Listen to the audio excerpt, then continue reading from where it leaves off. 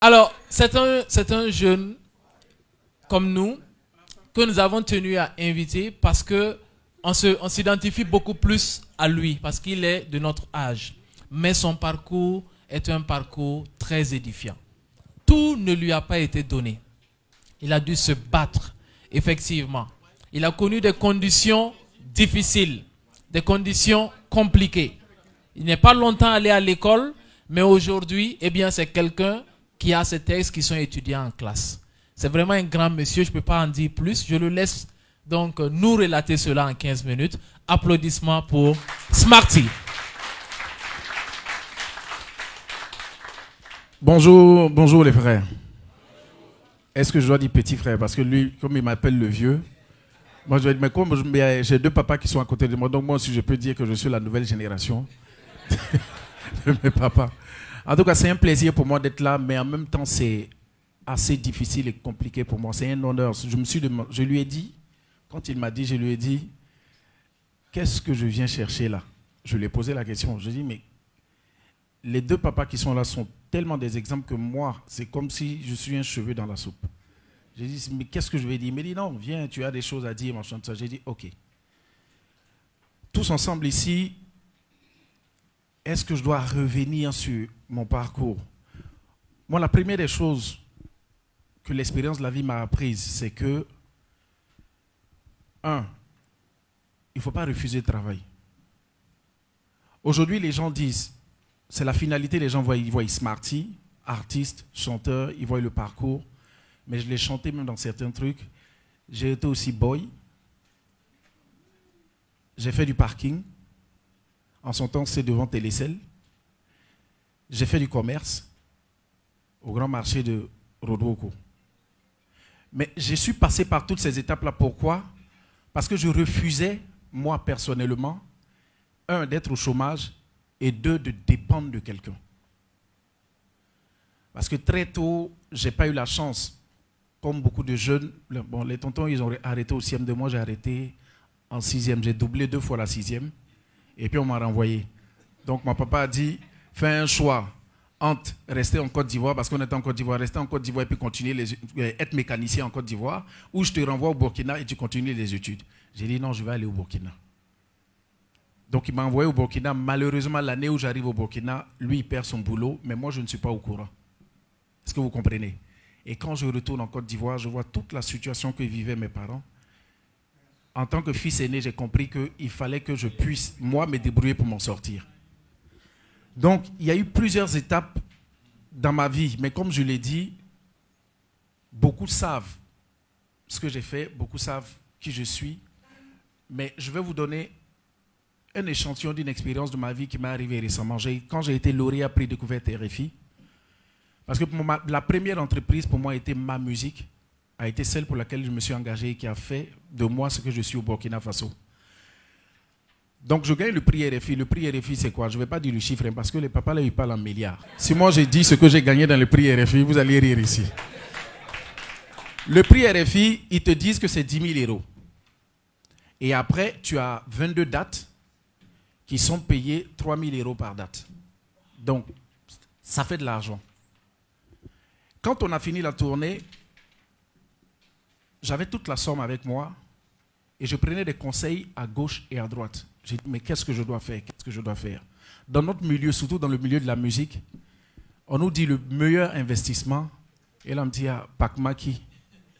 Aïe, dès la fois Pakmaki. Vraiment, Pakmaki, on a mais je devais être réaliste avec moi-même. C'est un milieu que je ne maîtrise pas, que je ne connais pas. Et avec ma musique, j'avais d'autres ambitions. C'est-à-dire toucher l'international. Je voyais des gens comme Magic System, je voyais des gens comme Tikenja Fakoli, qui ont signé avec des grosses maisons de disques et qui gagnent beaucoup d'argent. Donc je m'assois avec ma femme, on échange, et on dit, bon, si on a pris tous ces risques-là toute la vie, pourquoi ne pas réinvestir dans notre musique? Les gars de RFI me proposaient 2 choses. Ils m'appellent, ils me disent, nous on peut organiser des rendez-vous pour toi, pour des producteurs, pour des éditeurs, pour des professionnels des maisons de disques en France, mais on ne peut pas te garantir qu'ils vont te signer. On ne peut pas te garantir qu'ils vont aimer ta musique et ils vont s'engager à te produire. Mais tu prendras en charge tes vols, ton hébergement, toutes les démarches que tu vas faire en France, c'est toi qui prends en charge. Tout ce que nous on peut faire, c'est te caler des rendez-vous. On propose ça à tous les prix découvertes RFI. Maintenant, toi, on va t'en parler. Si ça t'intéresse, si ça ne t'intéresse pas, bon, tu peux laisser aussi et puis bon, voilà, te débrouiller comme tu veux. Donc, je les appelle après, je leur dis, ok, moi, je m'engage à ça. Pendant plus de 2 à 3 ans, je faisais de va-et-vient entre le Burkina et la France. Le Burkina et la France. Quand tu quittes le Burkina, quand je m'en vais en France, je suis obligé de laisser un peu d'argent à ma famille pour vivre. Moi-même mettre de l'argent pour moi pour vivre. Et je partais en France. Moi, le grand smarty que vous connaissez, j'étais obligé de négocier avec des personnes, des amis en France, soit pour dormir. Tu partages les chambres des gens, hein. Ça dit, c'est pas facile. Tu as des gens qui se lèvent le matin, tu squattes le salon, quoi. Tu fais le métro, tu fais tout ça, ça c'est des réalités. Malgré tout ce que j'avais vécu avec mon groupe, Yélène, tout ça, donc, je repartais de zéro. Et ce que je vais vous expliquer, c'est que dans tout ce que vous faites, échouer, ça ne doit pas être le point où vous devez vous arrêter. Vous allez échouer plusieurs fois. Mais c'est la force de pouvoir recommencer là qui va faire de vous les 2 papas qu'on a aujourd'hui à côté de moi. Donc, j'ai été obligé de redescendre au plus bas de l'échelle. Quand je dis redescendre au plus bas, mais c'est redescendre au plus bas. Vous ne pouvez pas savoir ce que je faisais là-bas. Il y a des gens qui me croisaient. Ah, des compatriotes burkinabés à Smarty, dans des situations assez compliquées, parce que j'avais mon sac au dos et je menais des démarches. Je rencontrais des producteurs. Il y en a qui me regardaient et me disaient, j'aime pas ce que tu fais. Ils te disent cash. Les blancs, ils ne te connaissent pas, ils s'en foutent. J'aime pas ce que tu fais. J'aime pas, j'aime pas. J'ai fait ça pendant, comme je l'ai dit, 2 ans et demi, 3 ans. Un dernier voyage où j'ai dit à celui qui s'occupait de ça, j'ai dit, c'est le dernier voyage que je fais. Si ça ne marche pas, je pense que je vais rentrer au pays, mais je vais arrêter, quoi, parce que je suis en train de perdre de l'énergie, je suis en train de perdre de l'argent. Il dit, ok, il n'y a pas de problème. Et j'étais à la dernière semaine de mon séjour. Il m'a calé un rendez-vous avec un monsieur. Il ne m'a pas dit le nom de la personne. Donc en gros, moi, j'étais déjà fatigué de tous ces rendez-vous, il n'y avait pas de résultats. Donc on va, il m'accompagne ce jour-là, on s'assoit dans un café, on boit un café, il me dit, je ne vais pas monter avec toi, parce que c'est un rendez-vous privé. Tu montes, tu discutes avec le monsieur, et puis on verra. Donc moi, je monte, je trouve un vieux qui est assis, qui a peut-être la 60aine, dans un petit bureau. Il se met à parler, on parle, il écoute ma musique. Et il ne parle même pas de ma musique, il parle du Burkina Faso, il pose des questions sur c'est quoi la vie là-bas, le climat est comment. Moi, je m'énerve parce que moi, je parle musique, toi, tu es en train de me poser des choses sur le climat, mon chien, tout ça. Tu vois. Donc, on a parlé pendant au moins 1 heure, 2 heures. Et à la fin, il me dit, j'aime ce que tu écris, mais je pense que tu peux faire des choses qui parlent à l'Afrique et qui parlent à la France. On va essayer quelque chose ensemble. Prends cette adresse, prends ça. Il m'a donné 3 numéros de téléphone. Il m'a dit, appelle surtout le premier et prends rendez-vous avec lui. Vous allez travailler ensemble, vous allez me proposer quelque chose.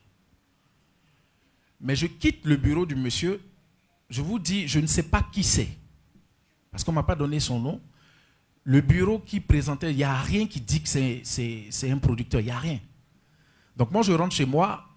Mais même les numéros qu'il m'a donnés, je n'appelle pas. J'ai dit, écoute, moi, je rentre à Ouaga. On était jeudi. J'ai dit, je rentre à Ouaga samedi. Il n'y a rien qui peut me retenir en France ici. Ce n'est pas possible. Donc, le lendemain, le monsieur qui a calé le rendez-vous, qui m'a accompagné au café, il m'appelle. Il s'appelle Bella Boé. Il me dit, ça va, Salif? J'ai dit, oui, ça va. Il me dit, tu as eu les chances, ça s'est passé comment? J'ai dit, ouais, c'était bien. Il a dit qu'il aimait bien ce que j'aimais. Voilà, il voulait que je réécrive des choses qui s'adaptent à mon pays et puis à ici. Bon, voilà, il m'a donné des adresses. Il dit, tu as appelé les adresses là? J'ai dit, non, je n'ai pas appelé. Il me dit, tu es normal? J'ai dit, comment ça? Il dit, est-ce que tu sais à qui tu as parlé? J'ai dit, non.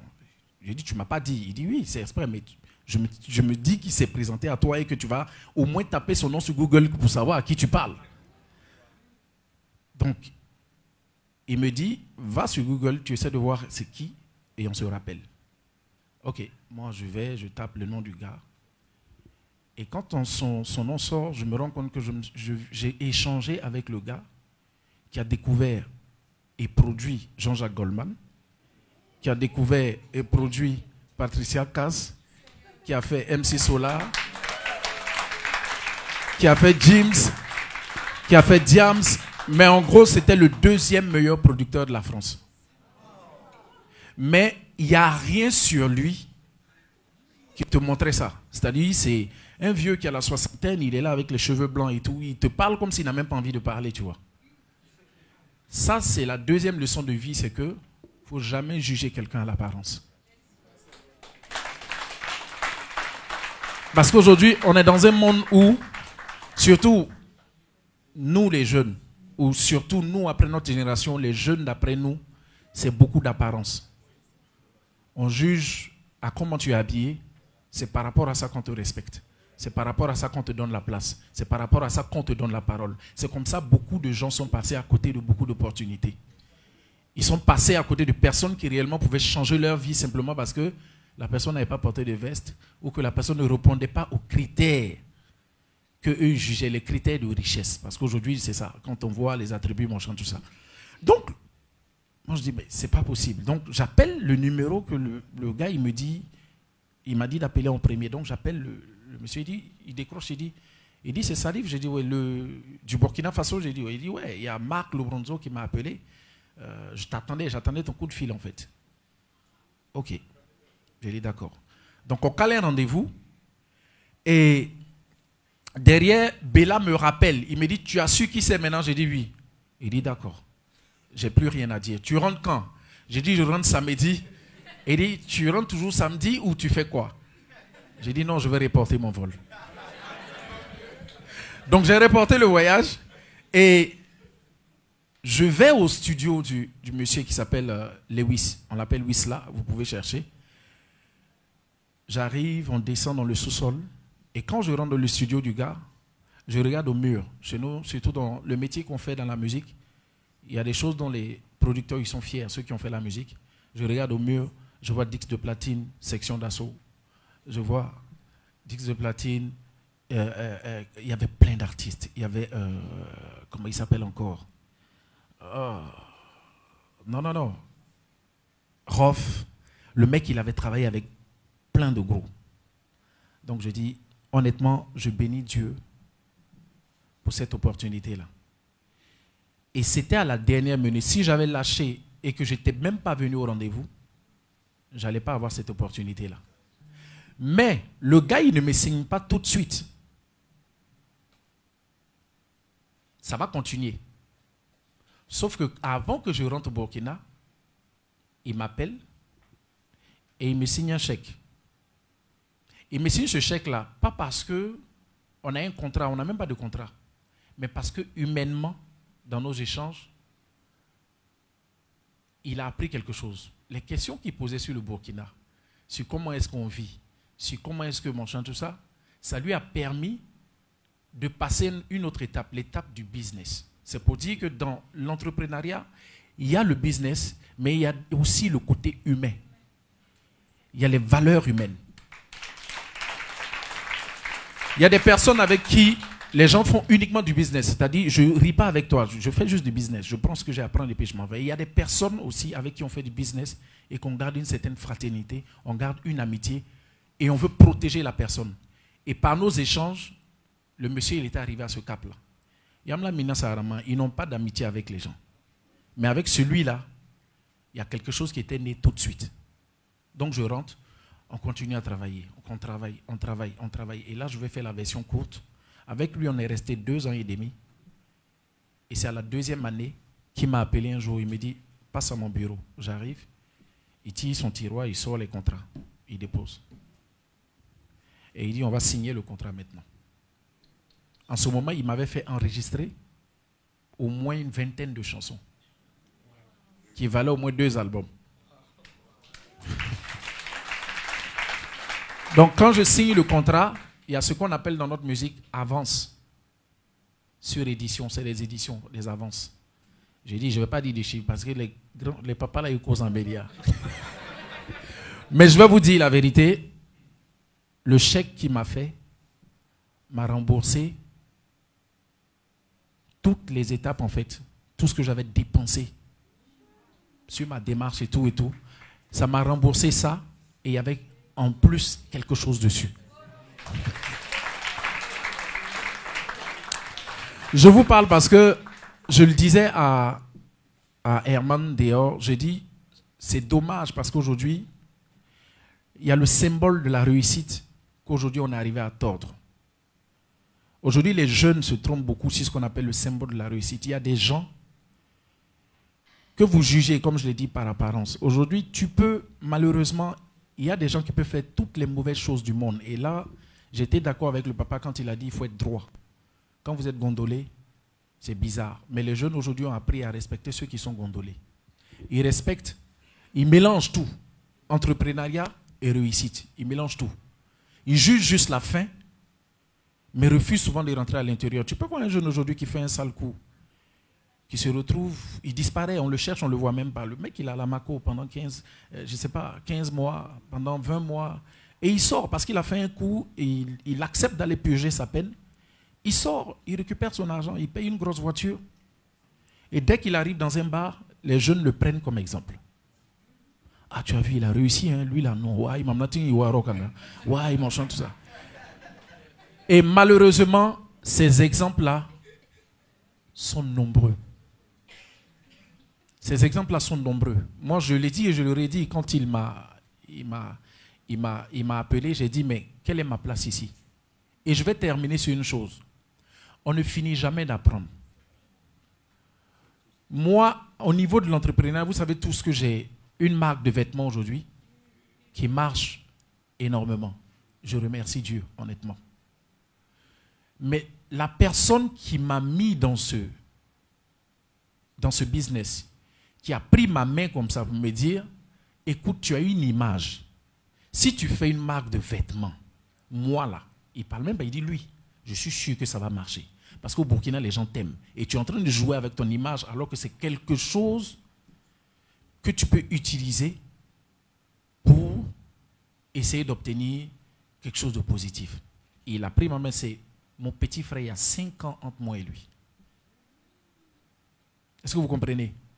Donc ça veut dire, 1, ne pas négliger, ne pas juger les gens par apparence. 2, ne pas juger surtout aussi à l'âge. Vous comprenez? Aujourd'hui, prenez les bons exemples. Le plus petit peut vous donner un conseil. Le papa a dit quoi? Il a dit, il a sorti son enfant pour dire, viens m'apporter un coup de main. Parce que j'ai besoin de toi. Et Dieu sait, quelque part, quel complément il a apporté. Donc je vous dis, ne baissez jamais les bras.